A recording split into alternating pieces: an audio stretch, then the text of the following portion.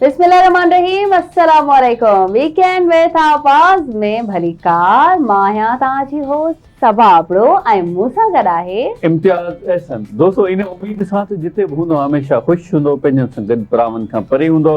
अॼु आचर जो ॾींहुं आहे। आचर जे ॾींहं ते असांजी एनर्जी थोरो अञा वधीक हूंदी आहे, छाकाणि त आचर जे ॾींहं ते असांखे ख़बर आहे प्रोग्राम खां पोइ अॼु छुट्टीअ जो ॾींहुं आहे, मोकल, नंढड़नि ॿारनि जी मोकल।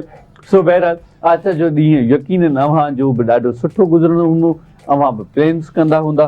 बहरहाल आउं चाहींदुसि अॼु अव्हां सां सबा अबड़ो साहिबा ॻाल्हाइनि। उन जी वजह इहा आहे त हीअ पाण माशाल्लाह आचर जे ॾींहं ते घर खां छुटी करे सुबुह जो नाश्तो न करिणो हूंदो आहे, वॾी ख़ुशीअ सां हली ईंदी आहे त अॼु मुंहिंजी छुटी थी वई। जी, छा चवणु बिल्कुलु नाश्ते खां बचंदी आहियां ऐं पचाइण खां बचंदी आहियां। ऐं ज़ाहिर आहे जॾहिं अम्मी चवंदी आहे त फलाणे माण्हू खे ही खाइणो आहे, अॼु असांजे घर में हू माण्हू अचनि था, त उन्हनि लाइ छा तयारु कयो वञे, का अहिड़ी रेसिपी जेका उन्हनि न खाधी हुजे। हर घर जी ज़ीनत हूंदी आहे बिरयानी, त बिरयानी खां अलावा असां छा ठाहे सघूं था, उन्हनि खे छा पेश करे सघूं था, त सभु हुन में एक्सपर्ट आहे। ख़ासि करे चाइनीज़ ठाहिण में त तव्हां अॼु छा पचाए खाराईंदो, या वरी ॿाहिरनि जी फरमाइश हूंदी आहे। इम्तियाज़ त संडे आहे, असांजी ऑफ आहे, त असांखे असांजी सिस्टर कुझु न कुझु पचाए खाराए। पूरो हफ़्तो असीं माउ जे हथ जो खाधो खाऊं था ऐं असीं अम्मी खां फरमाइशूं कंदा आहियूं जे असीं भेण जे हथ जो खाधो खाईंदासीं। सो तव्हां सही चयो, कुझु न कुझु इहा बि वजह आहे त मां बची करे ऑफिस पहुती आहियां। ऐं ऑफिस में बि असीं जॾहिं ईंदा आहियूं त खाइण पीअण जूं ऐं पचाइण जूं ॻाल्हियूं कंदा आहियूं। पर वेकेशन्स जॾहिं हूंदियूं आहिनि, जॾहिं छुटी हूंदी आहे, त पाण खे बि पचाइण ते दिलि कंदी आहे। बिल्कुलु ऐं दिलि कंदो आहे त कुझु अहिड़ो पचायूं त पाण बि एंजॉय कयूं ऐं घर वारनि खे बि कुझु अहिड़ो खारायूं। बिल्कुलु ईअं आहे नाज़रीन। पर आउं हिकिड़ी ॻाल्हि अव्हांखे ॿुधाईंदो हलां त इहे सभु ॻाल्हियूं रुॻो चवण जी हद अथव, रुॻो चवण जी हद ताईं आहिनि। असां चई चई थकिजी पिया आहियूं बाबा, बिरयानी कॾहिं को चाइनीज़ कुझु त टेस्ट करायो। हाव जी बुख नाहे, पर अमल कॾहिं न करिणो आहे। सो बहरहाल नाज़रीन, अव्हांखे पाण खे इंसाफ़ करिणो आहे त पोइ सबा अबड़ो साहिबा खे अव्हां इल्तिमास करियो कॉमेंट जे ज़रिए त बाबा जेको अव्हां सां गॾु होस्ट वेठो आहे उहो त पचाइण न ॼाणे, असीं त रुॻो माशाल्लाह चाइनीज़ खाइण ॼाणूं, बिरयानी खाइण ॼाणूं। सो बहरहाल आउं अव्हांजे तवसुत सां अॼु वराए ॿीहर प्रोग्राम जे दौरान इल्तिमास थो करियां त बिरयानी असांखे खाराई वञे। हा जी बुख नाहे, वराए सच माना ज़बान खां निकिरी ईंदो आहे न। सो सच इहो ई अथव जेको तव्हां ॿुधो। बहरहाल नाज़रीन, आचर जे ॾींहं ते अव्हां जूं छा मसरूफ़ियात हुजनि थियूं, आचर जे ॾींहं ते ख़ासि तौर ते अव्हां पंहिंजी फैमिलीअ सां, फैमिली मेंबर सां कीअं सेलिब्रेट कंदा आहियूं। बिलख़ुसूस उहे न्याणियूं, अमड़ियूं, भेनरूं ऐं पाण ईअं चई सघूं, अगरि अव्हां माइंड करियो इन लफ़्ज़ खे त अॻु में ई माज़रत थो करियां, उहे छोकिरियूं जेके घुमण जूं शौक़ीन हुजनि थियूं, इंक्लूडिंग मी। मां तॾहिं ई चवां थो न, तॾहिं त मूं चयो इनडायरेक्टली। हू जीअं नाज़रीन चवंदा न सिंधीअ में, हण धीअ खे त सम्झे नुंहुं। ॻाल्हि ईअं अव्हां सां पियो, पर मां सम्झाइण सभा खे चाहियां थो। सो बहरहाल चवण जो इहो मक़सदु आहे त आचर जे ॾींहं ते अव्हांजा प्लेन्स हुजनि था, अवी घुमण जा शौक़ीन हुजो था, त पोइ अवी सैटरडे, फ्राइडे, थर्सडे जॾहिं तव्हां सम्झो थियूं त अॼु असांजे घर वारनि जो, भाइरनि जो ऐं अबूअ जो मूड ठीकु आहे, मतिलबु जेको अव्हांजे घर जो करतो धरतो हुजे, जेको फ़ैसिला वठी सघे, ज़िम्मेदार हुजे, पोइ उन्हनि जे मूड ऐं मिज़ाज खे ॾिसी करे पोइ लफ़्ज़ तव्हां कढंदियूं बि आहियो, ॻाल्हि बि कढंदियूं आहियो त असांखे हेॾां वञिणो आहे, शॉपिंग करणी आहे, शादियूं अचनि पियूं, मतिलबु मौक़े जी मुनासिबत सां अव्हां ॻाल्हि कढ।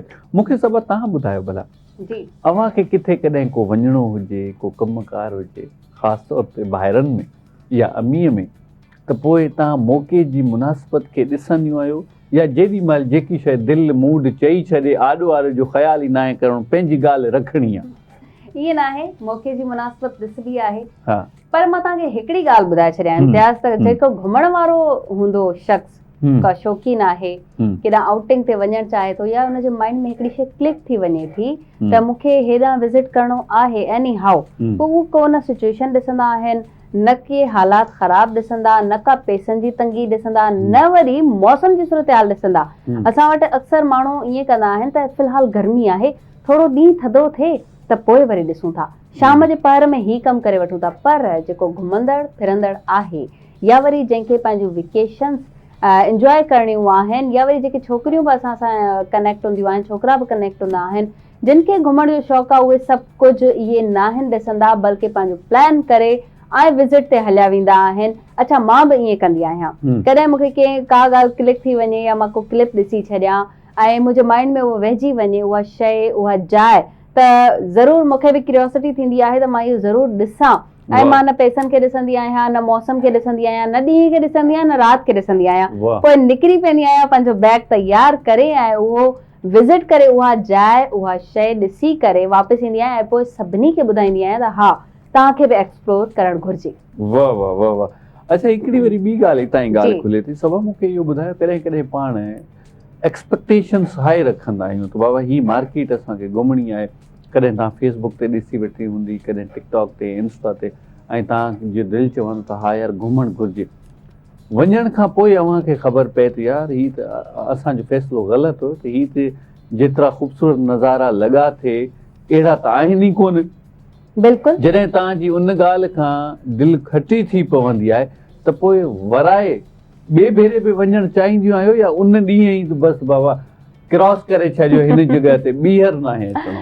ईअं आहे, जॾहिं हिकिड़ी जाइ असीं एक्सपेक्ट कंदा आहियूं त हेतिरी ख़ूबसूरत असांखे ॾेखारी वई, असांखे मूवीज़ में, असांखे क्लिप्स में असीं ॾिठोसीं, मोबाइल ते स्क्रोलिंग कंदे ॾिठोसीं त इहे हेतिरी जाइ त ख़ूबसूरत न आहे, ऐं असीं एक्सपेक्टेशन कुझु ॿियूं रखियूंसीं, निकिती का ॿी जाइ ऐं कुझु अहिड़ो आहे बि न, सो उन जॻह ते असीं ॿीहर न वेंदा आहियूं। ख़ासि करे चवंदा आहिनि त जेकी घुमियल जाइ हुजे, बजाए उन ते ॿीहर पैसो ध्यानु करण सां का ॿी का शइ ॾिसी अचो, दुनिया ख़ूबसूरत आहे, अल्लाह पाक एतिरी ख़ूबसूरत शयूं ठाहियूं आहिनि। अच्छा, हिकिड़ो अहिड़ो इंसिडेंट मूंसां ईअं पेश आयो त मां लाहौर वई हुयमि ऐं करारदाद पाकिस्तान जिते मंज़ूर थी, मीनारे पाकिस्तान ॾिसण जो ॾाढो शौक़ु हुयो।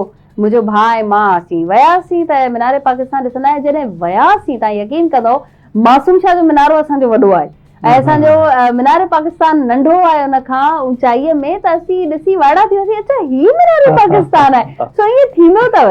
तव्हां सां कॾहिं कोई अहिड़ो इंसिडेंट पेश आयो? बिल्कुलु सभा, अक्सर मुंहिंजो इहा डिबेट रहंदी आहे मुंहिंजी घर वारनि सां त बाबा जेका शइ अव्हांखे वणे न, जेका शइ तव्हां कंहिं होटल ते विया हुजो, रीसेंट कल्ह मूंसां ईअं थियो, कल्ह मां मज़े जी ॻाल्हि ॿुधायां, कल्ह मूंखे ॾाढी बुख लॻल हुई, आउं निकितल हुयुसि, घर बि न पियो वञी सघां ऐं मानी बि न खाधल हुई।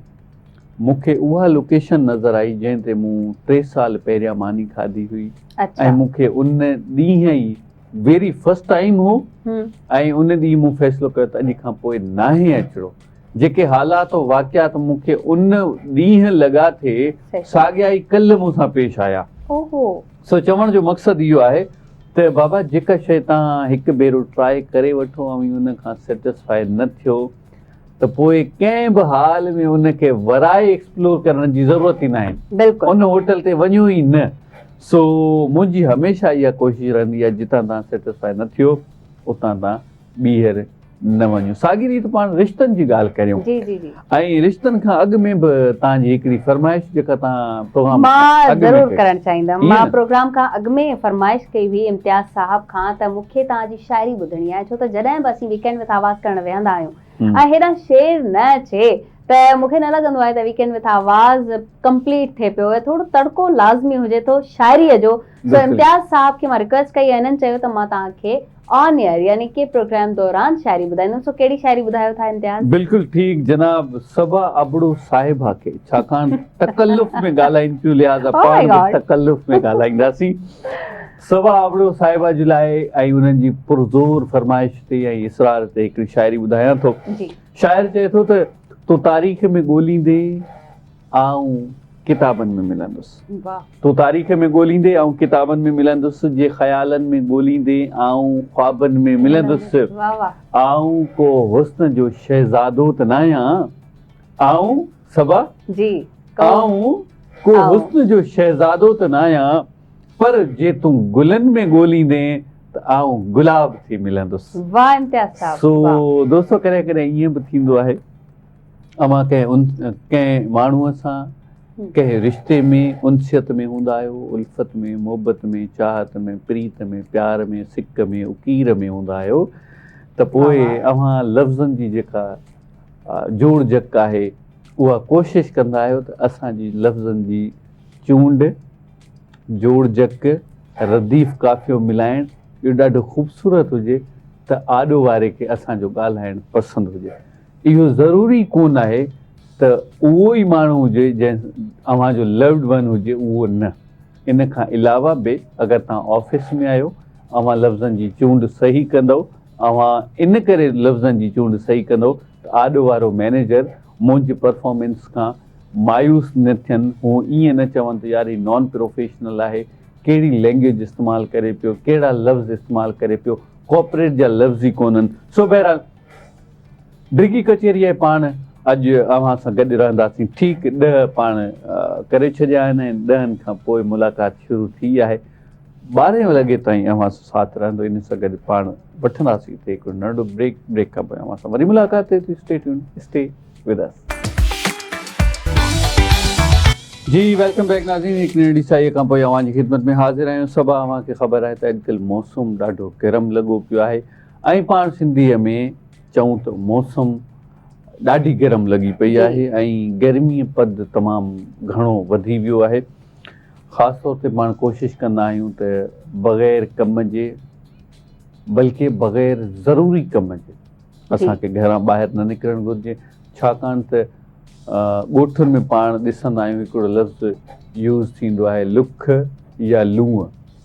सो पाण जॾहिं ॾींहं जो ॿाहिरि गुज़रंदा आहियूं, ॿाहिरि निकिरंदा आहियूं त सिज जा किरणा सिधो असांजे जिस्म ते पवंदा आहिनि। ऐं हिकिड़ी वरी ॿी ॻाल्हि इहा आहे त असांखे हिन वक़्तु ड्रेस जो, आउटफिट जो कलर कहिड़ो आहे, छा असीं समर जा कपिड़ा पहिरियूं था या न, इन हवाले सां बि पाण खे ख़्यालु करणु घुरिजे। बहरहाल ओवरऑल मौसम जी छा सूरत हाल आहे, इन ते बि पाण ज़रूरु ॻाल्हाइणु चाहींदासीं। बिल्कुलु, इन ते ॻाल्हाइण लाइ असां वटि माहौलियाती माहिर, मौसमी माहिर मौजूदु आहिनि, जिन खे असीं वेलकम कंदासीं पंहिंजे प्रोग्राम में। नज़ीर अहमद भंबरो साहब, अस्सलाम वालेकुम। वालेकुम अस्सलाम जी। मौसम जी सूरत हाल जे हवाले सां ओवरऑल ॻाल्हाईंदासीं ऐं तव्हां खां इहो बि ज़रूरु असीं पुछणु चाहींदासीं त मानसून जी बरसातुनि जो छा हाल अहवाल आहे, छा ईंदियूं, वेलकम कयूं असीं उन्हनि खे कराची में या ओवरऑल सिंध में या पाकिस्तान में, छा तव्हां चवंदा इन हवाले सां? बिल्कुलु, तव्हां जेको सवाल मौसम जे बारे में कयो आहे, मानसून हिन साल लेट थी वियो आहे। मानसून जूं बरसातूं तक़रीबन 1 जुलाई खां शुरू थी वेंदियूं आहिनि या उन खां अॻु में बि प्री मानसून जूं बरसातूं पहुची वेंदियूं आहिनि, पर हिन साल न थी सघियो आहे ईअं, छाकाणि त मौसम जो मोड चेंज आहे। एल नीनो मोड में मौसम हली वई आहे, इन जे करे कुझु हिन बरसातुनि जे सिस्टमनि जे अचण में देरि थी चुकी आहे। पर हाणे जेको आहे सो हीअं आहे त जेके बरसात जा सिस्टम आहिनि उहे बे ऑफ बंगाल में ठहणु शुरू थी विया आहिनि, हिंदुस्तान जे विच ताईं पहुची चुका आहिनि ऐं राजस्थान में बि दाख़िल थी चुका आहिनि। ऐं कुझु मौसम जा बादल जेके आहिनि, मानसून जा बादल, उहे कच्छ भुज ऐं जेके गुजरात जा इलाइक़ा आहिनि उन्हनि ताईं अचनि था पिया। ऐं इन्हनि जी सिंध में एंट्री जेका आहे उहा 1 तारीख़ खां थियणु शुरू थींदी, पर उहे बादल जेके हूंदा उहे बरसाति न ॾेई सघंदा। पर इहो आहे त उन्हनि बादलनि सां असांखे ख़बर पवंदी त पुठियां मानसून जा बरसाति वारा सिस्टम अचनि था पिया। त जेके ओलह जा सिस्टम हुआ उहे अञा ताईं जारी हुआ, अॼु खां कल्ह शाम खां या हाणे उहे कमज़ोर थी चुका आहिनि। उन्हनि जो असरु सिर्फ़ु हिन वक़्तु अफगानिस्तान ऐं KPK तरफ़ आहे या इस्लामाबाद तरफ़ आहे या कुझु पंजाब जे इलाइक़नि तरफ़ आहे, पर सिंध जा इलाइक़ा उहे छॾे चुका आहिनि।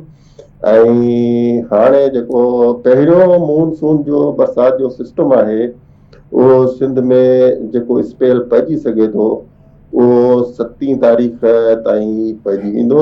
ऐं 7 तारीख़ खां अॻु में जेके बादल ईंदा उन्हनि बादलनि मां बि किथे किथे कुझु हल्की फुल्की बरसात थी सघे थी, पर उहो स्पेल नथो चई सघिजे, उहो मामूली लोकल डेवलपमेंट जे ज़रिए थी वञे त थी सघे थो। पर जेका कंफर्म ॻाल्हि आहे उहा इहा आहे त 7 तारीख़ खां 7 जुलाई खां मॉनसून जो बाक़ाइदा सां पहिरियों स्पेल थरपारकर में थींदो।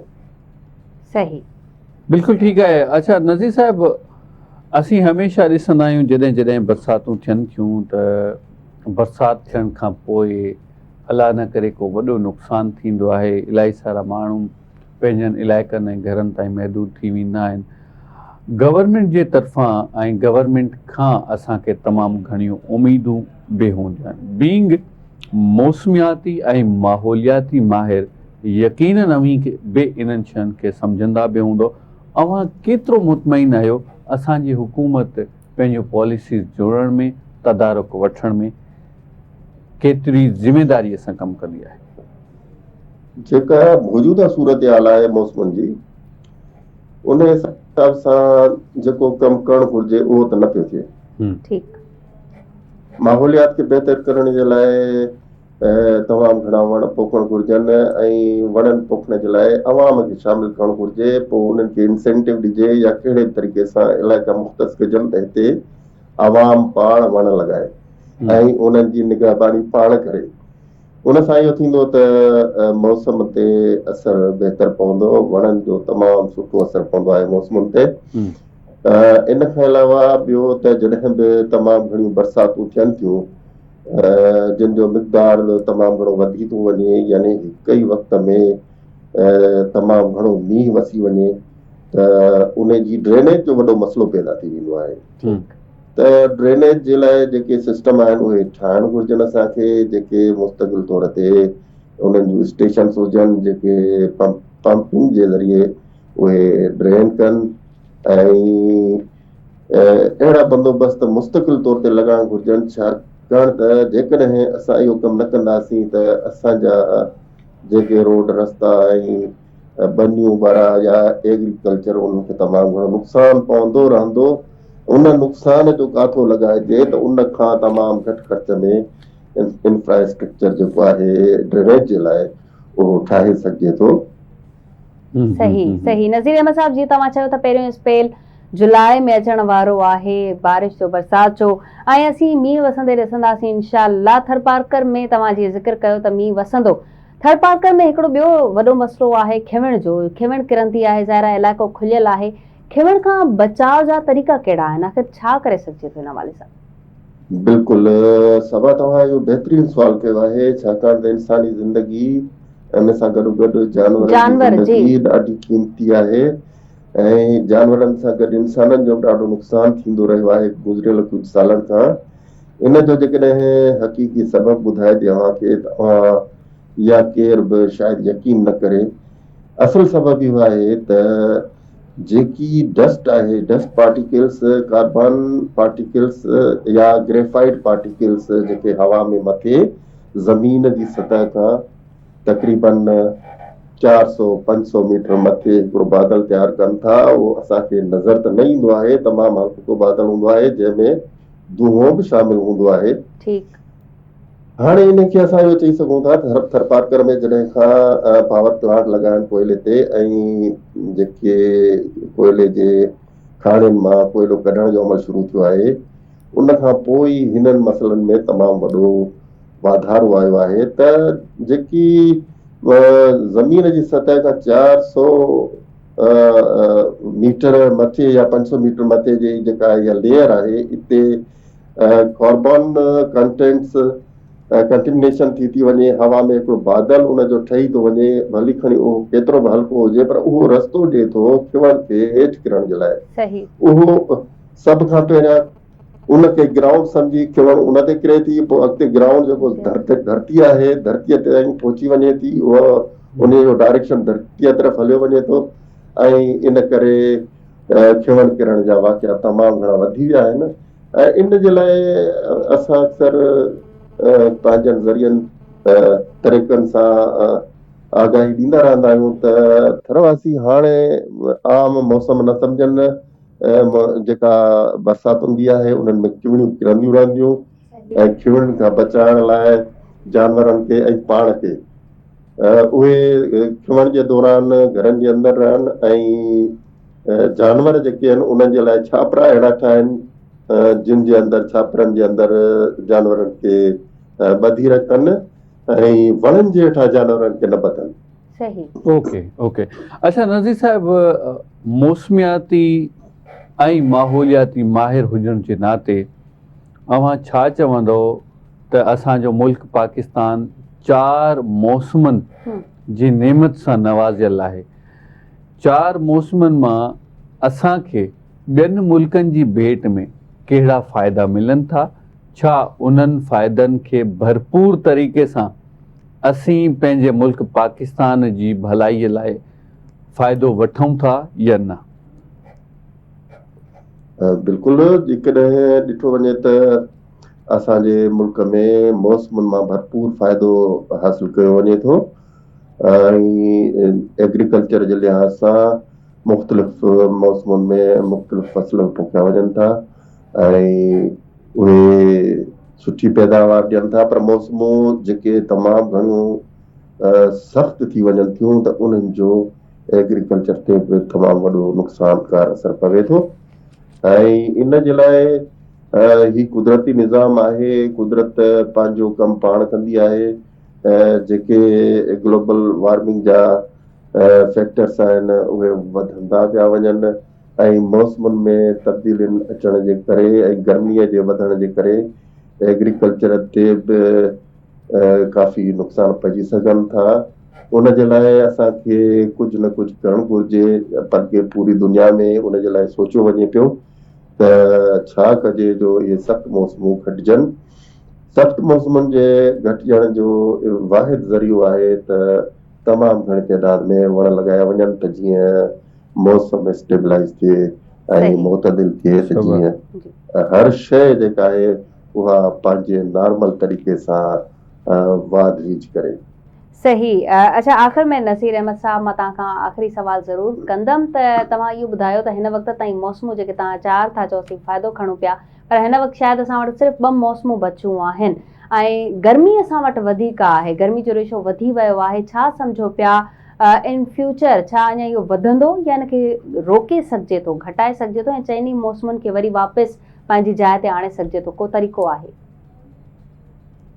बिल्कुलु, अवां ज़बरदस्त सुवाल कयो आहे। हक़ीक़त इहा आहे त हिन वक़्तु गर्मीअ जी मौसम असांजी जेका असां वटि हले पई, असां वटि तमामु घणो तेज़ गरम टेम्परेचर रहियो आहे गुज़िरियल हफ़्तनि में ऐं हाणे बि आहे, पर हाणे 45 ताईं एवरेज टेम्परेचर आहे उत्तर सिंध में ऐं विचोली सिंध में।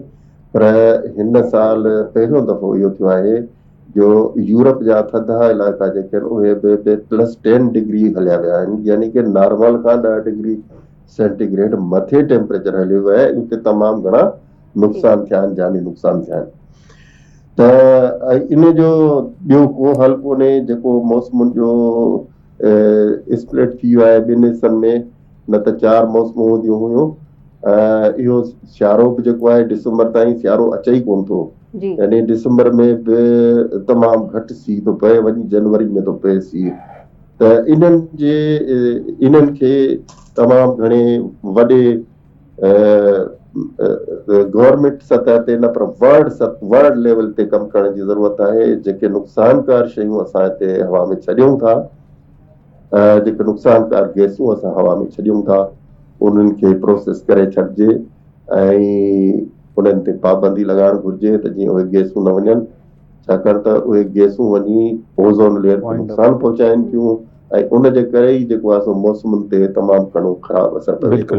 नज़ीर अहमद साहब, तव्हांजी वॾी महिरबानी। वीकेंड विद आवाज़ में तव्हां पंहिंजो कीमती टाइम ॾिनो। इम्तियाज़, मौसम जी सूरत हाल असीं ॼाणीसीं ऐं हाणे छो न थोरो ब्रेक बि वठिजे। बिल्कुलु ईअं आहे, नाज़रीन मूंखे वञिणो केॾांहुं कोन आहे रहणो, असां सां मिलूं था हिकु शॉर्ट कमर्शियल ब्रेक खां।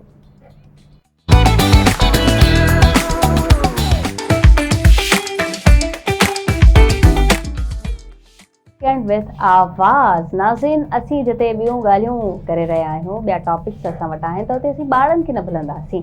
ॿारनि जूं आहिनि वेकेशन्स ऐं वेकेशन्स में ॿार खुलेआम कंदा आहिनि मौज मस्ती।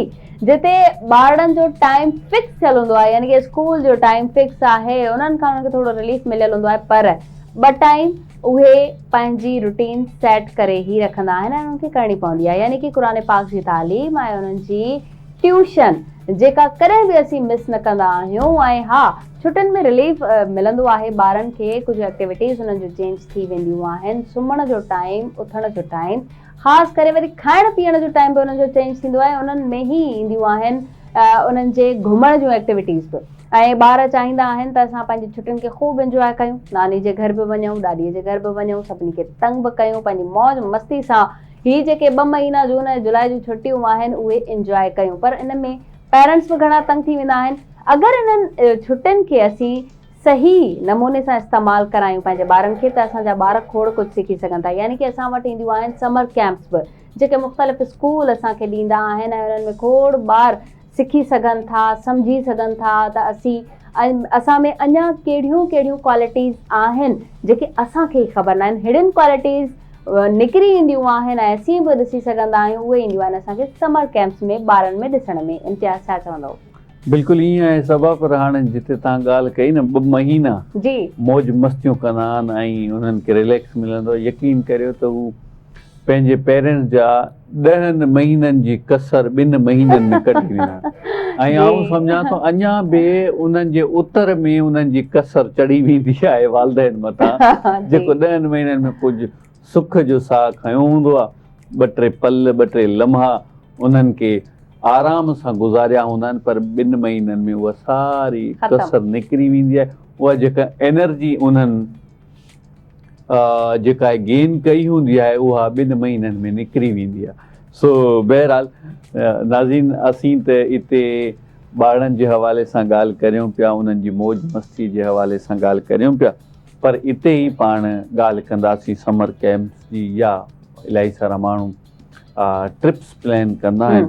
असां सां गॾु हिकिड़ी ज़बरदस्त लेडी मौजूदु आहिनि, जबीन नवीद साहिबा, पाण फाउंडर आहिनि जे बी ग्रुप जूं। असां उन्हनि खे तहे दिल सां भलीकार कंदासीं। जबीन नवीद साहिबा, हम आपको वेलकम करते हैं। थैंक यू सो मच, बहुत शुक्रिया कि आप लोगों ने मुझे अपने प्रोग्राम में लिया और मुझसे भी जो है अपना पॉइंट ऑफ व्यू शेयर करने का मौका दिया। जी अच्छा जबीन साहिबा, सबसे पहले तो मुझे ये बताइए कि 2 महीने की छुट्टियां बच्चों की किस तरह गुजरती हैं? मैं ये सवाल इसलिए कर रहा हूँ कि आप बीइंग हेड ऑफ स्कूल, आपको पता होगा कि किस तरह की कौन सी असाइनमेंट्स आप देती हैं और टाइम स्केड्यूल कितना रखती हैं, फ्री टाइम कितना होता है बच्चों के पास, और लिखने पढ़ने की पाबंदी से टाइम गुजारना कितना होता है, प्लीज़। ये एक बहुत अहम मौजू है जिसको हमें डिस्कस करना चाहिए। ये ना सिर्फ जो है इसलिए ज़रूरी है कि हम इससे आगाह हों, बल्कि वालिदैन का भी इससे आगाह होना बहुत ज़रूरी है कि ये एक जो 2 महीने का ब्रेक होता है, इसका मकसद क्या होता है। देखिए, हम तमाम लोगों को एक ब्रेक चाहिए होता है कुछ अरसे के लिए अपने काम से, जैसे हम थक जाते हैं। लिहाजा लिखने पढ़ने का जो काम बच्चों का होता है वो भी एक कहीं कहीं स्ट्रेसफुल होता है। गो कि अब जो तालीमी जो हमारा एक सिलसिला है उसके अंदर बहुत सारी जिद्दत आ गई है और बच्चों को तालीम जो है वो तवज्जो और दिलचस्पी के साथ उसका एक अंसर शामिल किया जाता है ताकि बच्चे जो हैं वो अपनी दिलचस्पी को बरकरार रख सकें तालीम में और वो बोर ना हो जाए तालीम से या उनको हैक्टिक ना लगे। लेकिन इसके बावजूद भी एक ब्रेक चाहिए होता है यकसानियत से, एक रूटीन से बाहर आने के लिए। एक औरा सा बन जाता है ना हमारे इर्द गिर्द से, हम बाहर नहीं आते। तो लिहाजा बच्चों की भी मुख्तलिफ तरह की एक्टिविटीज़ के लिए ये 2 महीने का ब्रेक ज़रूरी होता है। लेकिन बावजूद इसके कि ये ब्रेक ज़रूरी है, हम बिल्कुल ऐसा भी नहीं कर सकते कि बिल्कुल बच्चों को आउट ऑफ टच कर दें स्टडीज़ से। उससे क्या होता है कि अगर हम किसी भी चीज़ की प्रैक्टिस करना छोड़ दें, सपोज़ अगर एक ड्राइव हम करते हैं कार और उसकी हम 2 महीने के लिए बिल्कुल ही प्रैक्टिस छोड़ दें, तो जब हम 2 महीने बाद उसको गाड़ी को बाहर निकालेंगे तो हम कहीं ना कहीं थोड़े से उसके अंदर महसूस करेंगे कि हम आउट ऑफ प्रैक्टिस हो चुके हैं, थोड़ा हमें ज़्यादा फोकस्ड करना होगा।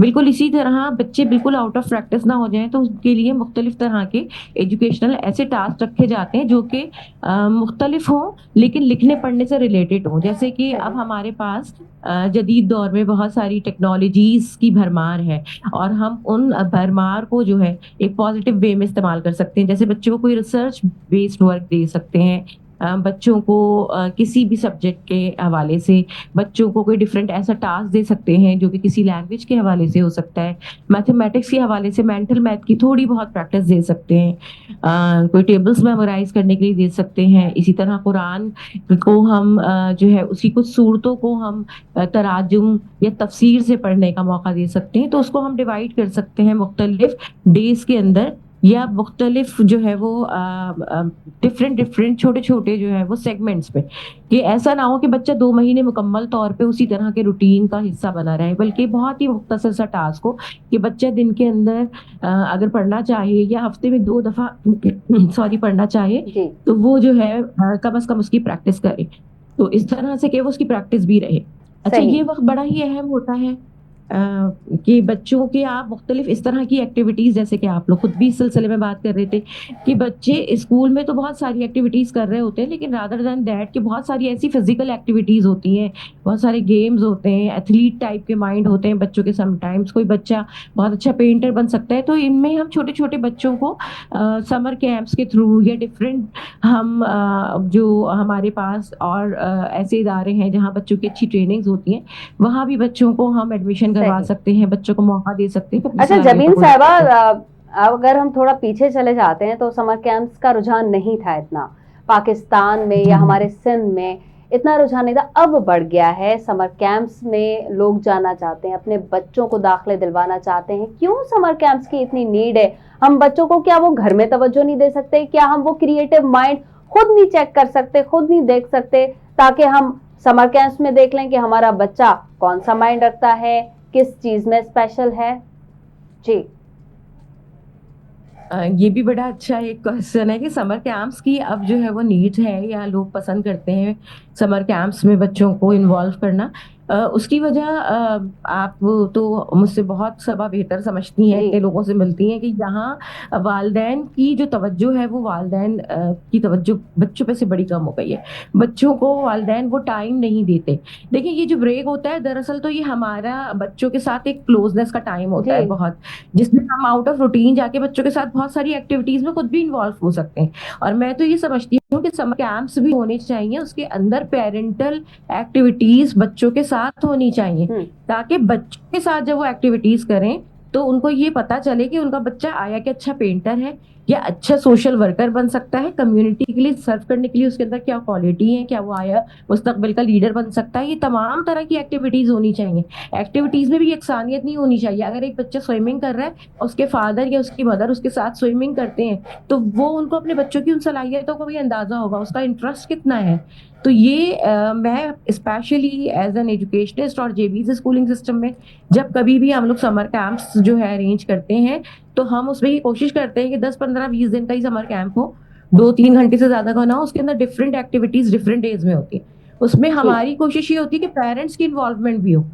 पेरेंट्स या ग्रैंड पेरेंट्स अगर 1 घंटे का टाइम निकाल के बच्चे के साथ वो एक्टिविटी करते हैं, तो वो बच्चे को बहुत अच्छी तरह से समझ लेते हैं, उसकी नेचर को, उसके माइंडसेट को। इस वक्त बच्चे की तरबियत का बड़ा अच्छा वक्त होता है। कुछ बच्चों में चिड़चिड़ाहट, एंजाइटी होती है।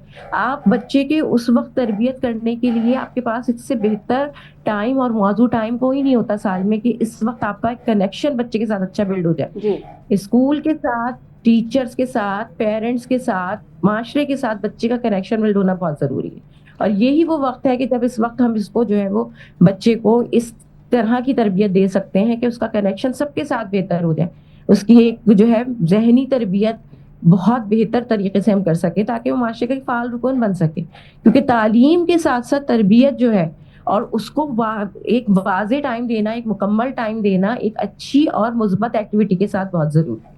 बिल्कुल ठीक है। अच्छा जबीन साहिबा, मुझे ये बताइए, समर कैंप में आप कौन से इंतज़ामात करती हैं? एक बच्चा आता है तो उनको कौन कौन सी एक्टिविटीज़ करने का मौका मिलता है? देखिए, समर कैंप्स की जो है वो डिफरेंट तालीमी इदारों में डिफरेंट तरह की एक्टिविटीज़ होती हैं। हर कोई अपने तौर पे कोशिश करता है कि इदारे के माहौल के मुताबिक वो एक्टिविटीज़ करा सके। मैं ये समझती हूँ कि समर कैंप्स के अंदर इस तरह की एक्टिविटीज़ होनी चाहिए, जैसा कि मैं खुद अब कभी जब समर कैंप्स करती हूँ तो उसको जो है वो उसके अंदर इम्प्लीमेंट करती हूँ। उसके अंदर समटाइम्स हम इस तरह करते हैं कि एक दिन हमने प्लांटेशन की एक्टिविटी रखी है। एक दिन हमने जो है वो कोई मेंटल हेल्थ के ऊपर जो है कोई एक्टिविटी रखी है, जिसके अंदर कोई हमने साइकोलॉजिस्ट को इन्वॉल्व किया और उसके अंदर चाइल्ड और मदर हेल्थ के हम्म जी नाज़रीन यूज करते हैं जी। ड्राइंग के हवाले से।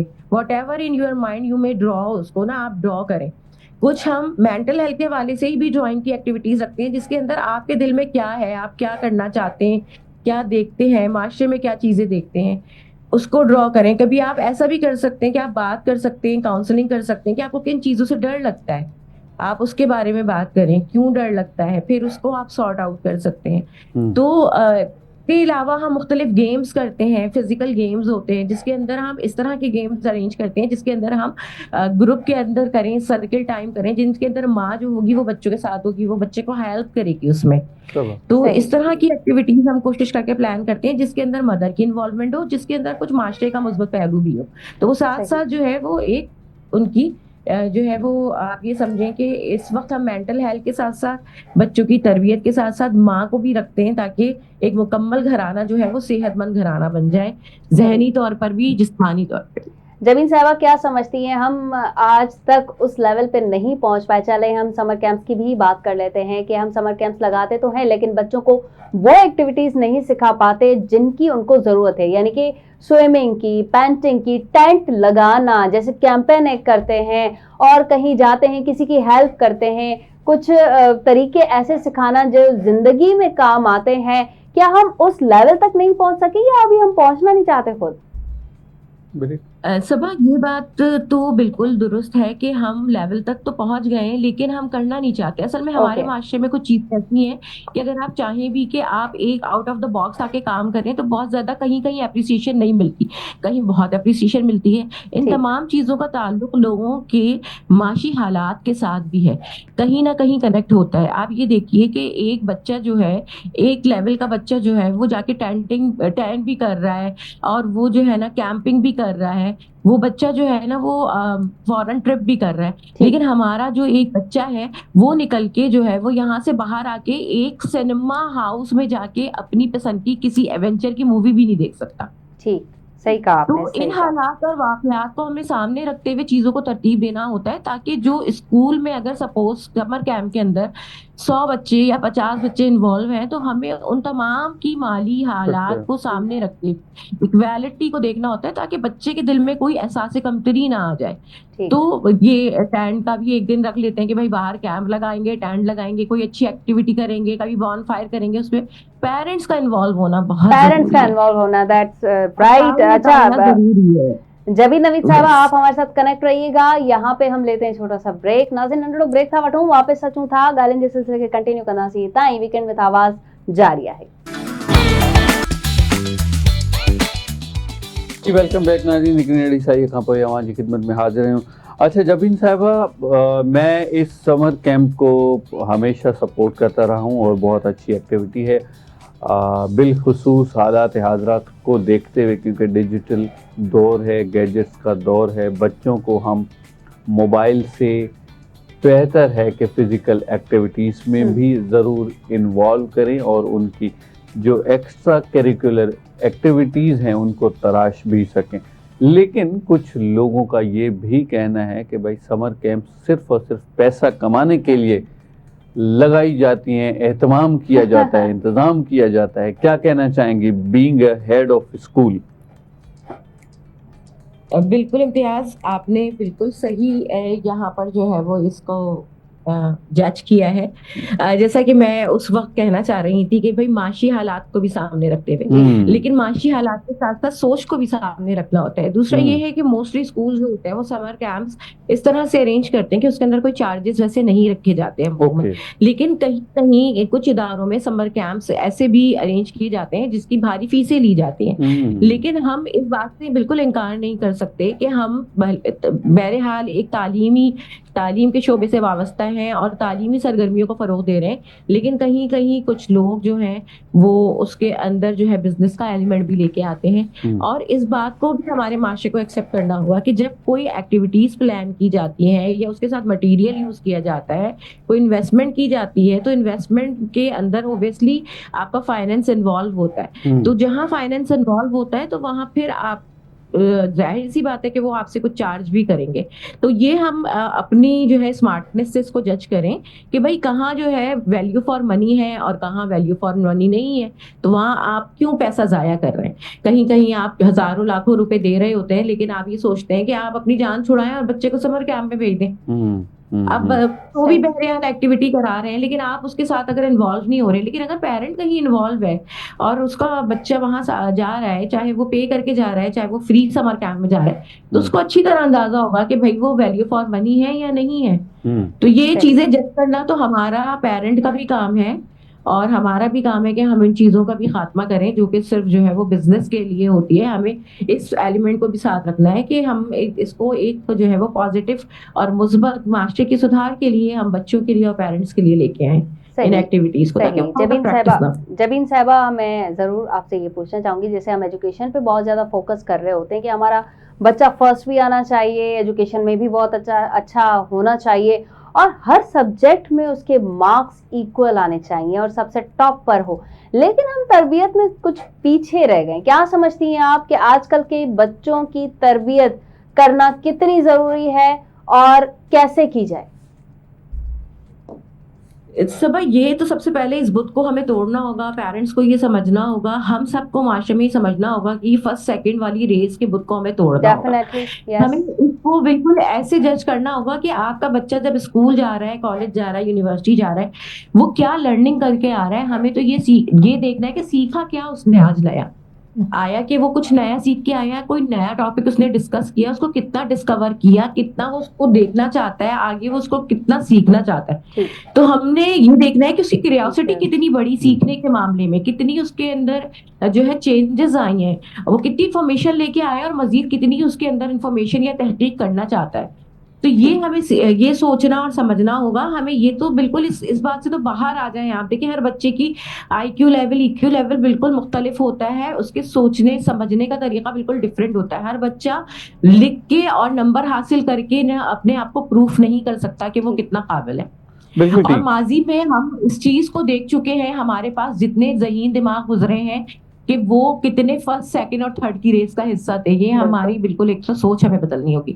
दूसरा, तरबियत इंतहाई जरूरी है और तरबियत उसी वक्त हम कर सकते हैं जब वालिदैन हमारे साथ हो। और मैं आपको बताऊं कि अल्लाह ताला ने इसका बेड़ा तो नेचुरली औरत के सुपुर्द कर दिया है, चाहे वो किसी भी माशरे से ताल्लुक रखती हो, चाहे वो मगरिब से ताल्लुक रखे, चाहे वो मशरिक से ताल्लुक रखे। अल्लाह ने वो निजाम बना दिया है कि बच्चा जो है वो माँ के हाथ में सबसे पहले, आप ये देखिए, आता है। पैदाइश का सिलसिला अल्लाह ने माँ की तरफ से दे दिया, उसका तो सिलसिला तरबियत का उसी वक्त शुरू हो जाता है कि जब एक माँ जो होती है वो उसको बच्चे को अपने अंदर महसूस करना शुरू करती है।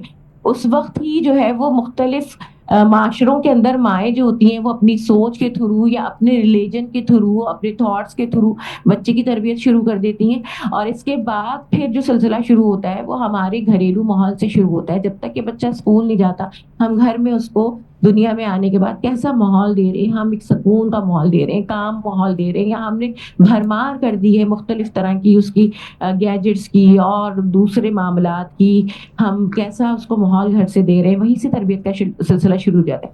तरबियत के लिए फिर स्कूल या तालीमी इदारे, तो हमें ये समझना होगा कि बच्चा अपने माहौल से सीखता है। हम जैसा एक्ट करेंगे बच्चा बिल्कुल वैसा एक्ट करेगा।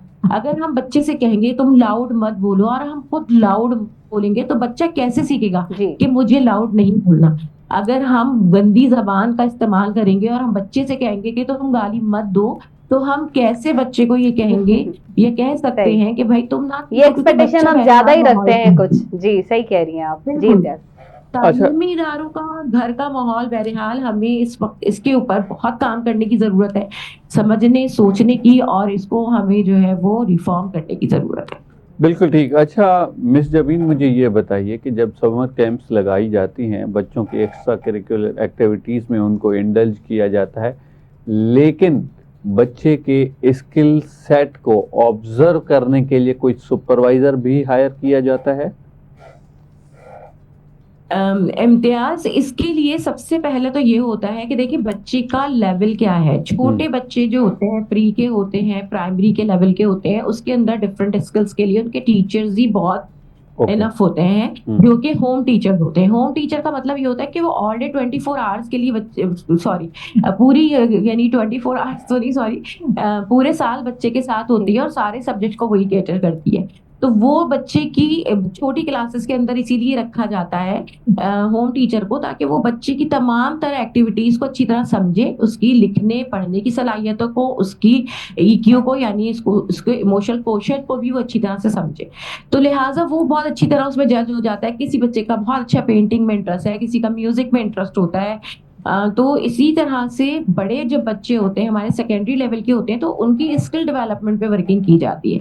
अब उसके अंदर डिफरेंट कोर्स डिजाइन किए जाते हैं, जैसे आईटी के कोर्सेज हो सकते हैं, जिसमें कारपेंटर के छोटे छोटे कोर्सेज हो सकते हैं, जिसके अंदर और कोई क्रिएटिव कोर्सेज हो सकते हैं, जैसे कि कोई छोटी छोटी चीजें इलेक्ट्रिक की सही करना, इस हवाले से कोई इलेक्ट्रिक मेंटेनेंस के कोर्सेज हो सकते हैं, मोबाइल मेंटेनेंस के कोर्सेज, छोटे छोटे से बच्चों को चीजें, कोई रोबोटिक्स हो सकते हैं। तो वो बच्चों की अपनी इन्वॉल्वमेंट इस तरह से होती है कि जहां उनका इंटरेस्ट होता है वो उसी में इन्वॉल्व होते हैं, फिर उसी तरह के कोर्सेज में इन्वॉल्व होते हैं, और जो इंस्ट्रक्टर होता है वो ओब्वियसली उसके अंदर एक्सपर्ट होता है, चाहे आईटी का हो, चाहे रोबोटिक्स के हवाले से हो, चाहे कारपेंटर के। छोटे छोटे से ये स्किल्स भी बच्चों को लाइफ स्किल सिखाने बड़े जरूरी होते हैं। तो इसमें बच्चों की जो ये स्किल्स होते हैं या इंटरेस्ट होते हैं, उस वक्त हमारे सामने आ जाते हैं, पेरेंट्स के सामने भी आ जाते हैं कि बच्चे का इंटरेस्ट किस चीज में है। बिल्कुल ठीक है मिस जबीन, ये तो बहुत अच्छी बात है समर कैंप्स लगाना, लेकिन यहाँ पे एक चैलेंज हमारे सामने ये भी आ सकता है कि भाई समर कैंप्स में आपने पता कर लिया कि फला बच्चे के ये स्किल्स हैं, लेकिन 2 महीने के बाद फिर क्लासेस स्टार्ट हो जाती हैं, तो हम इस तरह की भी कोई अरेंजमेंट करते हैं कि समर कैंप के बाद उसी स्किल को कंटिन्यू करने के लिए भी कोई ब्रिज बनाया जाए, मैकेनिज्म बनाया जाए? ऐसा किया जा सकता है। ये डिपेंड करता है कि जो है वो आपने जिस पर्सन को हायर किया होता है समर कैंप्स के लिए, उसको कंटिन्यू लेवल पे, अगर जैसे अगर हम रोबोटिक्स की बात करें तो आप उसको वीक में एक दफा करवाया जा सकता है और उसको कंटिन्यू किया जा सकता है, ताकि बच्चा अपना कोई इंटरेस्ट डेवलप करे। बाकी इन चीज़ों के लिए अगर टीचर उसको जो है वो कोई टास्क देता है क्लास के अंदर किसी सब्जेक्ट के हवाले से, तो वो उसकी अपने इंटरेस्ट के मुताबिक भी टास्क दिया जा सकता है। जैसे कि हमारे यहाँ को करिकुलर एक्टिविटीज या करिकुलर एक्टिविटीज रिलेटेड होती हैं, किसी भी सब्जेक्ट से रिलेटेड कोई एक्टिविटी जरूर होती है, तो उसको आप एक्टिविटी के अंदर प्रैक्टिकल वर्क में या कोई बच्चे का जो टास्क होता है, टास्क कंप्लीशन में उसको दिया जा सकता है कि वो रोबोट्स बनाना चाहता है तो वो कोई छोटा रोबोट बना सकता है किसी लेजर थिंग्स से। जैसे हमारी कोशिश ये होती है कि हम बच्चों को रिसाइकिल की तरफ लेके आए, ताकि उसके अंदर कॉस्ट कम आए बच्चों की, और बच्चों की भी कॉस्ट कम आए, स्कूल की भी कॉस्ट कम आए, और बच्चों में रिसाइकिलिंग का रुझान भी पैदा हो।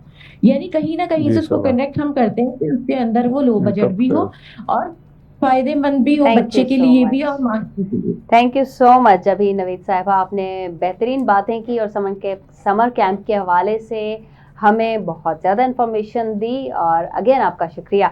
नाज़रीन, तव्हां ॿुधियूं ॻाल्हियूं जबीन साहिबा जूं। सो समर कैंप में तव्हांजे ॿारनि जा स्किल जेके आहिनि उहे ॿाहिरि अची सघनि था ऐं ॾिसी सघो था त तव्हांजे ॿार में कहिड़ी ख़ासियत आहे जंहिंखे अॻियां वठी हली सघे थो तव्हांजो ॿारु। जी इम्तियाज़। सभा बिल्कुलु अवां डिस्कस भी कयो, असां भी कयोसीं, हाणे पाण वठंदासीं ते नंढो ब्रेक खां पोइ अवां सां वरी मुलाक़ात थिए थी। Stay tuned, stay with us.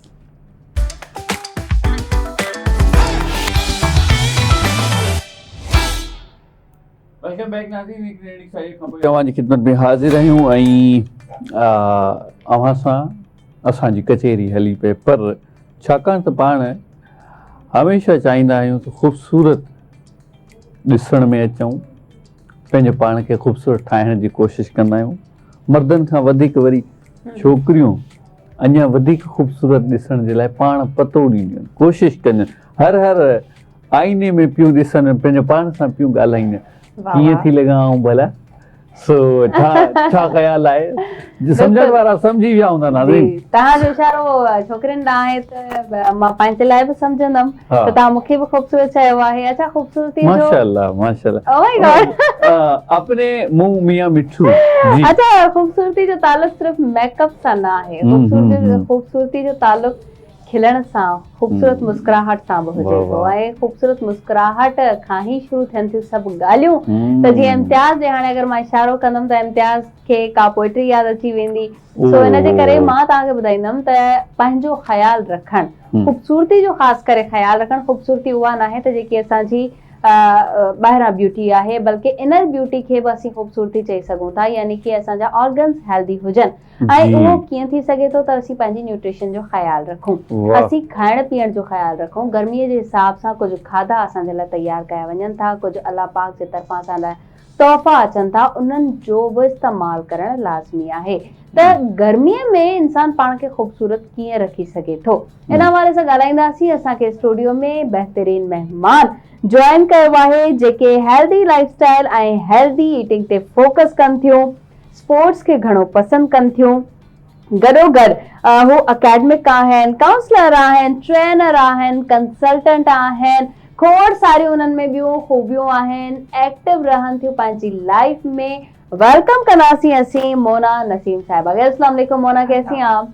अस्सलाम वालेकुम, मैं बिल्कुल ठीक, आप कैसी हैं? अल्हम्दुलिल्लाह ठीक ठाक। तो लाइफस्टाइल के बारे में हम जैसे बात कर रहे थे, खुद को हेल्दी लाइफस्टाइल देना चाहिए, कैसे पॉसिबल है आजकल, क्या समझती हैं? जी बिल्कुल पॉसिबल है। सबसे पहले तो अपने ही ऊपर आपको खुद सबसे पहले, आप कहते हैं ना अपनी ज़ात से प्यार करें, अपने आप से प्यार करें, तो फिर आप उस पर चीज़ों पर फोकस करते हैं। दिस इज़ ट्रू कि आजकल ये थोड़ा सा मुश्किल है, क्योंकि हमारा जो लाइफ स्टाइल है वो भी इतना हेल्दी नहीं रहा है। और सबसे बड़ी बात कि हमारा जो वर्किंग आवर्स हैं, ट्रैफिक है, ये सब चीज़ें, ये सारे एलिमेंट्स इसमें एक रोल प्ले करते हैं। But even then we can do something for us. At least हम अपने सोने जागने की routine, the first and the most important thing, ठीक है ना, कि हमारी जो टाइमिंग्स हैं वो हम अपनी जगह पे लेके आएँ। उसके बाद जो एक हेल्दी लाइफस्टाइल में डाइट एक बहुत अच्छा रोल प्ले करता है, तो बल्कि अच्छा क्या मेन रोल प्ले करता है।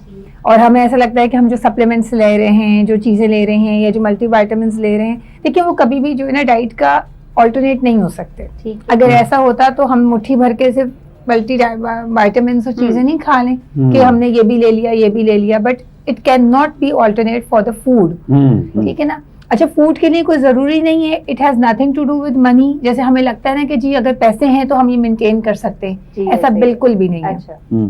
ठीक है, सबसे मेन चीज़ है आपका सीजनल फ्रूट, जो बहुत चीप पैसों में, सस्ते दामों में मिल रहा होता है, जो आपके पास अवेलेबल है। आपने बेसिकली उसको पोर्शन कंट्रोल करना है। आपने बेसिकली उसको ये करना है कि ऐसा नहीं कि आप फ्रूट खाने बैठे तो आपने 4 आम खा के कहा जी मैंने तो फ्रूट खा लिया, ठीक है, या आपने 2 रोटी खा के, आपने सब कुछ खाना है बट एक लिमिटेड क्वांटिटी में खाना है। आपने रोटी भी खानी है, कार्ब्स भी इंपॉर्टेंट है, आपने चावल भी खाने हैं, आपने ज़ाहिर है हमारी डाइट में ऑयल भी आ जाता है, हमने मीठा भी खाना है। मीठे का सबसे बड़ा मसला ये है कि that is the only thing, जो मैं कहती हूँ दोनों सफ़ेद चीज़ें जो है ना वो जहर हैं एज पर न्यूट्रिशन, ठीक है, नमक एंड सॉल्ट, ठीक है, दोनों सफ़ेद चीज़ें जहर हैं। तो अगर आप ये दोनों छोड़ दें अपनी लाइफ से तो आप वैसे ही 50% हम दोनों छोड़ देते हैं, क्योंकि हम इसे छोड़ सकते हैं क्योंकि हम जो चीनी की फॉर्म में शुगर लेते हैं वो आर्टिफिशियल है। ऑलरेडी हमारी बॉडी में फ्रूट्स की फॉर्म में शुगर जा रहा है। हम जो आटे से रोटी खाते हैं, फ्लावर में एक ऑलरेडी शुगर कुदरती तौर पे एडेड है, तभी तो हम उसको खा पाते हैं रोटी को, वो कड़वी तो नहीं होती ना। तो ये सब चीजें ऑलरेडी वहां पर प्रेजेंट होती हैं। इसके अलावा हमें एडिशनल शुगर लेने की जरूरत नहीं है, जिसको हम हमारे सोसाइटी में और ऑब्वियसली हम एक देसी जबान में चीनी कहते हैं, वो स्टार्च है। That is the main thing कि हम उसको अवॉइड करें। तो हम ऑलरेडी शुगर इनटेक ले रहे हैं, वो जितना हमारी बॉडी को जरूरत है वो पूरा हो रहा है, ठीक है। And same with salt. तो हमें फ्रूट्स पे आना चाहिए। हम डेयरी, ठीक है, अब डेयरी में अगर आप दूध नहीं ले सकते, दही है, अंडे हैं, देयर आर मेनी थिंग्स। जरूरी नहीं कि आप कोई चीज और यू नो मोज़ेला और उसके ऊपर जाएं जो एक्सपेंसिव आइटम्स हैं। You can go for the cheaper ones as well. आपने उसको पूरा करना है। एक क्वांटिटी। अपने इंसान का जो हाथ होता है, कहते हैं उसका जो पाम होता है उसी साइज का उसका लिवर होता है। हर इंसान का जो लिवर होता है that is equal to your palm size. ठीक है, तो आपने जो भी चीज खानी है वो अपने पाम से रिलेटेड आप उसको एक वो कर सकते हैं। फॉर एग्जांपल आप एक केला खा रहे हैं, बनाना है, क्वांटिटी। आपने एक आम खाया, वो इतना बड़ा एक आम है, तो that is more than enough for a day. ठीक है, it's not enough for us.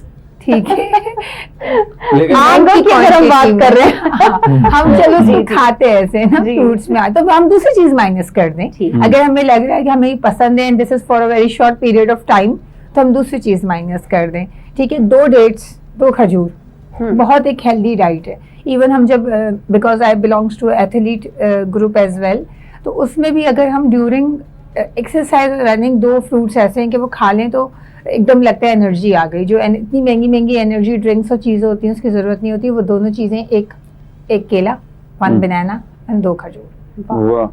ठीक है, that is equal to your a very complete diet.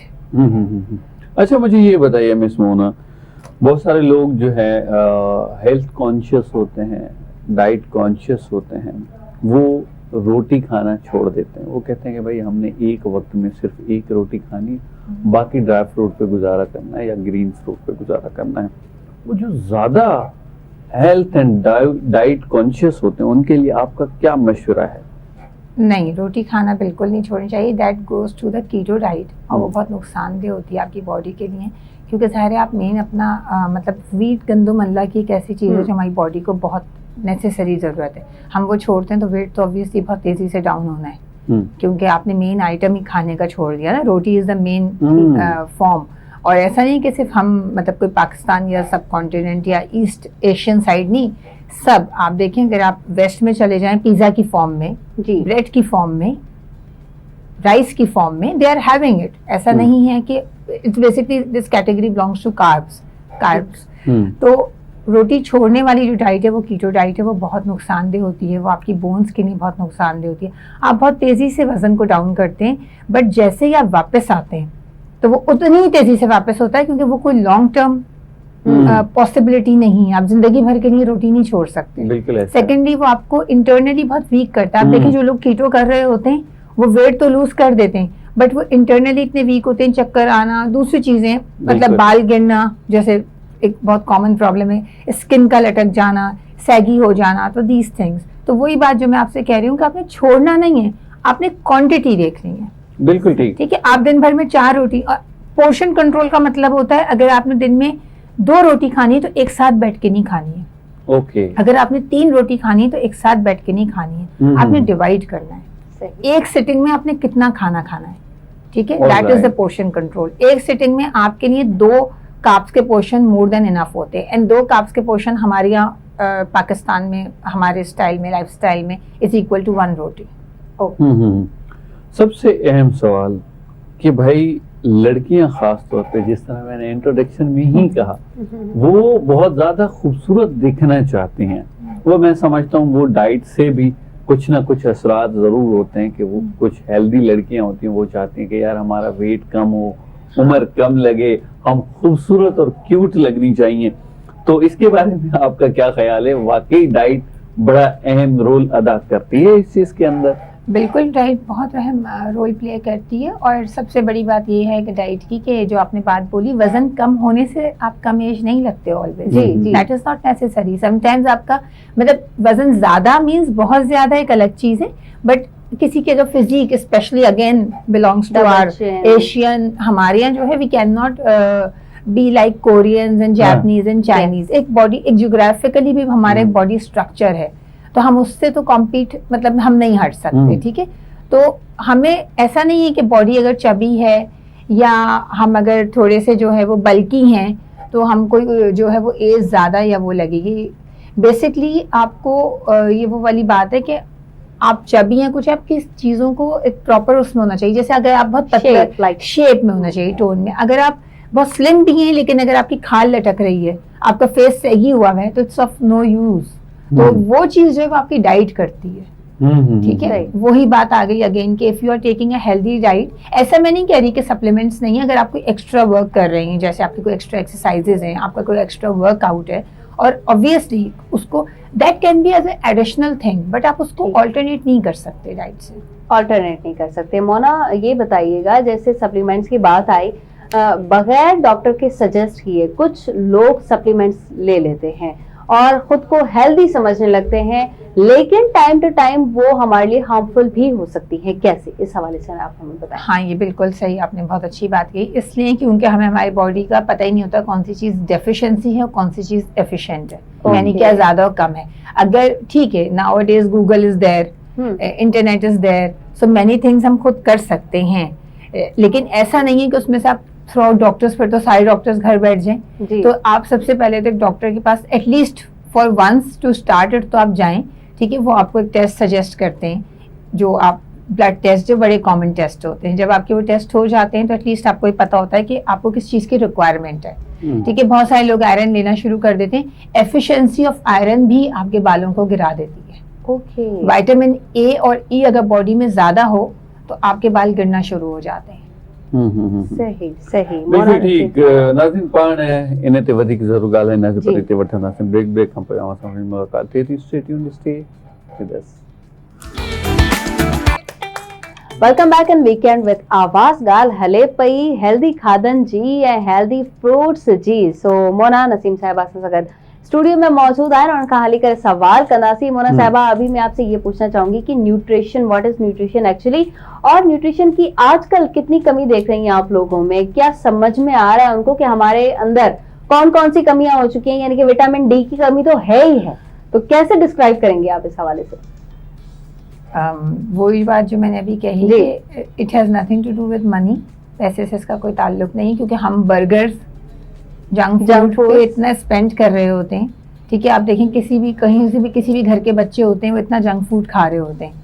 तो मेरा ख्याल है वो जितने पैसों के जो है चिप्स और बर्गर और इस तरह की चीजें, पिज्जा और ये सब चीजें खाते हैं, तो इतने में तो वो फ्रूट और वो ये चीजें भी ले सकते हैं ना, एक हेल्दी डाइट ना।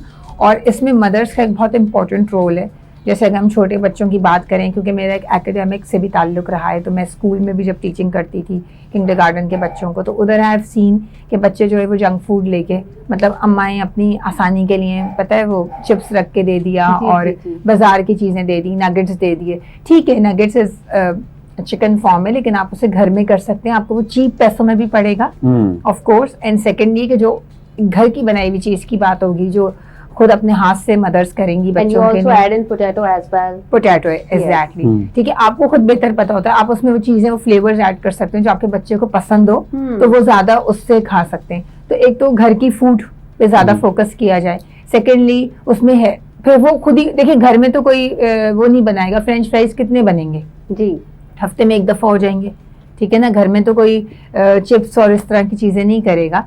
तो सेकेंडली सॉफ्ट ड्रिंक बच्चे इतने ज्यादा ले रहे होते हैं, ठीक है, क्योंकि हम अपनी जान छुड़ाने के लिए घर में, क्योंकि बड़े पी रहे होते हैं तो हम बच्चों को भी दे देते हैं। तो सबसे पहले तो हमें खुद भी कंट्रोल करना चाहिए। अगर वही वाली बात है ना, बच्चों को आप कह रहे हैं जल्दी टाइम पे सो जाएं, तो आपको भी तो सेम चीज फॉलो करनी है ना। यू कैन नॉट, आजकल तो U can not ask kids के वो काम, मतलब इतने इजी बच्चे नहीं है जैसे हम लोग थे। इनफैक्ट जो आपने बच्चों से काम करवाने पहले आपने करने, बिकॉज हमारी वाली जनरेशन वाज बिट डिफरेंट। हम दूसरी तरह ओबे करते थे, अब there is a change in अ वे। अगर आप उनसे कोई चीज, मिलेनियल्स की बात ही कुछ और है। हमने पता नहीं कौन कौन से पीरियड्स देखे। एग्जैक्टली जी। अच्छा मिस मोना, ये बताइए कि टमी निकलना बहुत आम बात है और हर दूसरा बंदा इस चीज का शिकार है। वो कहते हैं कि यार हमें अंदर करना है अपना टमी, बड़ा स्मार्ट दिखना है। कुछ लोग कहते हैं कि हमने सिर्फ एक्सरसाइज करनी है, कुछ लोग कहते हैं कि डाइट करनी है।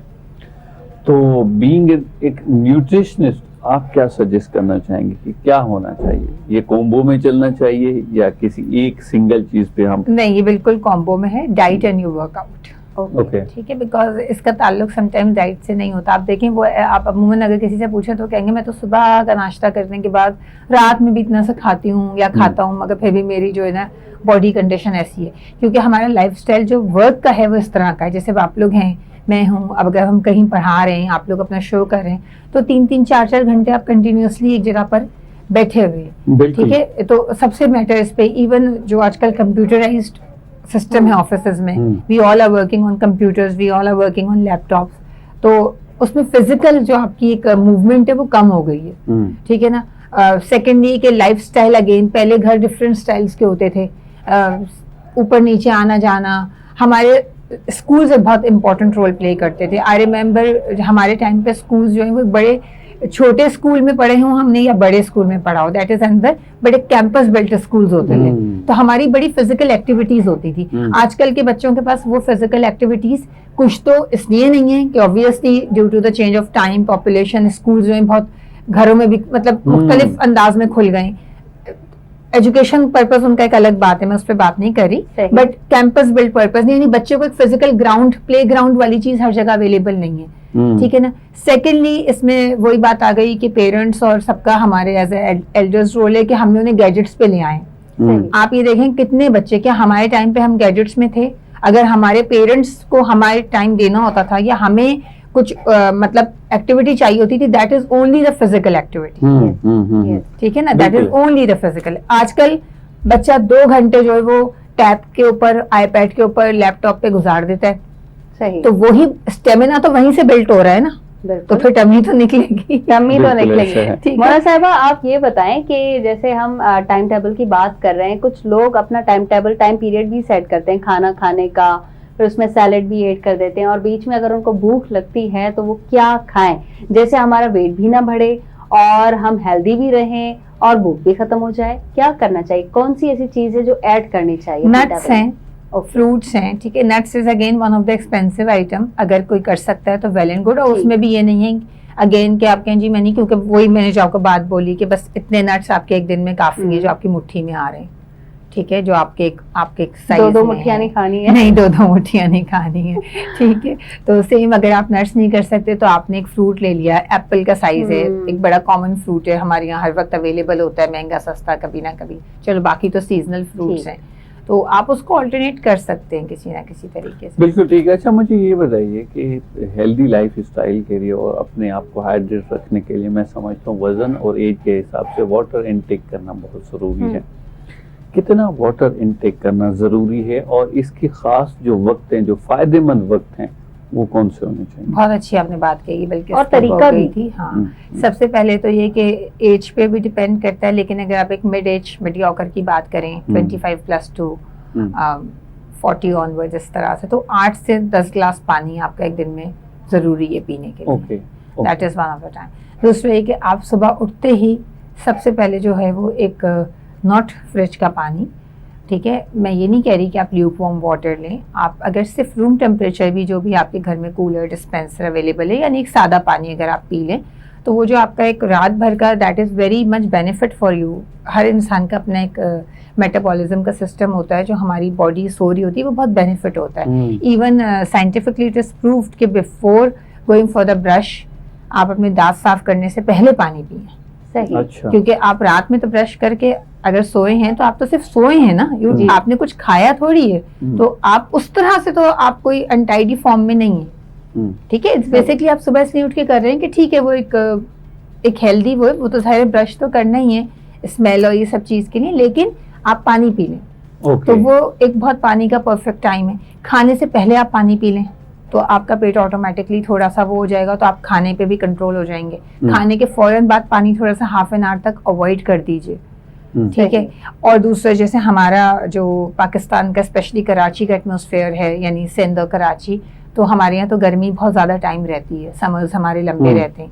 तो आपने जो डिहाइड्रेशन की बात बोली, अक्सर लोग अल्लाह ना करे इसमें डेथ्स तक हो जाती हैं, क्योंकि हम काम करते रहते हैं, पानी अवॉइड करते हैं। देखें, आपकी प्यास हमें खुद लगती है नेचुरली, ऐसा तो नहीं होता ना, नींद हमें खुद, ये सब नेचुरल फॉर्म्स है। तो जब आपको प्यास लग रही है तो इट मीन्स कि अंदर से बॉडी को उसकी जरूरत है, तो आप पिए उसको पानी। मैंने देखा है बहुत सारे लोग जो है बहुत कम दिन भर में कहते हैं हम तो पानी 2 ग्लास पीते हैं। और अगर आपने फीमेल्स की बात की थी तो again even for main this is very good for your skin, ठीक है। वो जो लटकना और स्किन का, अगर आप, और ये सब चीजें आपको शुरू से होती हैं, ऐसा नहीं है कि आपने 50 साल के बाद पानी पीना शुरू कर दिया तो आप कह रहे हैं जी मैं तो पानी पीता या पीती हूँ, तो ये चीज क्यों नहीं इफेक्ट कर रही। सही सही। मोना साहबा, अपने बारे में कुछ बताएं, कब से स्टार्ट किया, ट्रेनिंग कहाँ दे रही हैं, इस वक्त क्या कर रही हैं, कौन सी एक्टिविटीज हैं आपकी आजकल? मेरा स्टार्ट जो है वो बेसिकली टीचिंग से हुआ था, अच्छा, एज एन एकेडमिक साइड, ठीक है। I started working for the teaching at a very early age, ठीक है, क्योंकि due to some my father has expired, तो फिर मैं जो है वो टीचिंग मुझे अच्छी भी लगती थी, मैं उसमें आ गई। फिर मैंने किंडरगार्टन से स्टार्ट किया। तो वो एक चीज़ होती है, बिकॉज आपके पास बच्चों का जो एज ब्रैकेट होता है वो 2.5 से 5 साल तक, तो आप बहुत कुछ सीखते हैं जी। आपका टॉलरेंस पावर भी क्रिएट होता है, क्योंकि आप अपनी चला नहीं सकते उधर ना। वो एक ऐसी कॉम है, मैं कहती हूँ जिनसे आप घर में रिमोट नहीं ले सकते, हाँ, उनसे आप और कुछ क्या कर सकते हैं। बिल्कुल ऐसा है। ठीक है ना। तो वहाँ आपकी वो चीजें, वहीं से वो शौक डेवलप हुआ उनको देख देख के। फिर एकेडमिक का भी हुआ, वो थोड़ा सा जब इम्प्रूव हुआ तो फिर करियर काउंसलिंग, एकेडमिक काउंसलिंग, फिर वो research side, trainings and development. ठीक है। फिर मेरा बैंकिंग करियर इन्वॉल्व हो गया, उसमें भी मेरे बहुत सारी ट्रेनिंग साइड्स रहीं। अभी भी मैं जो है वो मुख्तलिफ ऑर्गेनाइजेशंस में trainings, workshops, this is a kind of a delivery. वो आपको पता है जब जिसको बोलने का शौक होता है। हाँ, और इसमें जो एक चीज पे sports, since my beginning I was in my school life also, I was never a dumb student. तो एथलीट थी, कुछ बॉडी फिजिक भी ऐसी थी, तो शौक भी था।